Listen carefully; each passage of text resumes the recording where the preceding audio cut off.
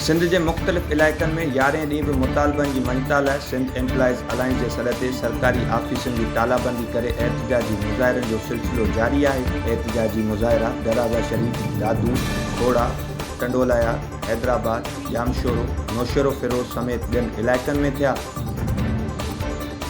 Mehar J A section थाणे की हद में नामालूम चोर दुकानदार जाहिद शेख के घर में रोक रक़म, सोना ज़ेवर ऐं ॿियो सामान चोरी करे फरार थी विया। इतला ते सियासी समाजी अॻवान सैयद मोहम्मद शाह रिज़वी, पीपी अॻवान वक़ार जावरी, डीएसपी मेहर माशूक कीरियो, एसएचओ अब्दुल वहीद कंवर वाक़े वारे हंधि पहुची विया। पुलिस सीसीटीवी फुटेज वठण बाद जवाबदारनि की गिरफ़्तारी लाइ जांच शुरू करे छॾी।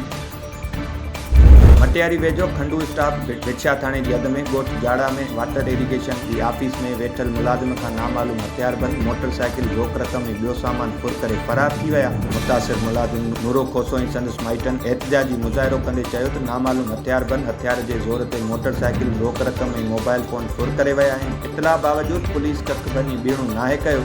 उन्हनि मुतालबो कयो त फुर थियल सामान वापसि कराए इंसाफ़ ॾिनो वञे। वगण में हथियारबंद नथा फुरजी वियल मुतासिर नूर अली भंड, मुनवर अली भंड ऐं गुलाम अली भंड ॻोठ ॿाहिरां एहतिजाज कंदे चयो त नामालूम हथियारबंद मोटरसाइकिल, रोक रक़म ऐं मोबाइल फ़ोन फुर करे विया। इतला बावजूद पुलिस जवाबदारनि खे गिरफ़्तार नाहे कयो। उन्हनि पुलिस इख़्तियारनि खां मुतालबो कयो त फुर थियल मोटरसाइकिल, रोक रक़म ऐं ॿियो सामान वापसि कराए वञे।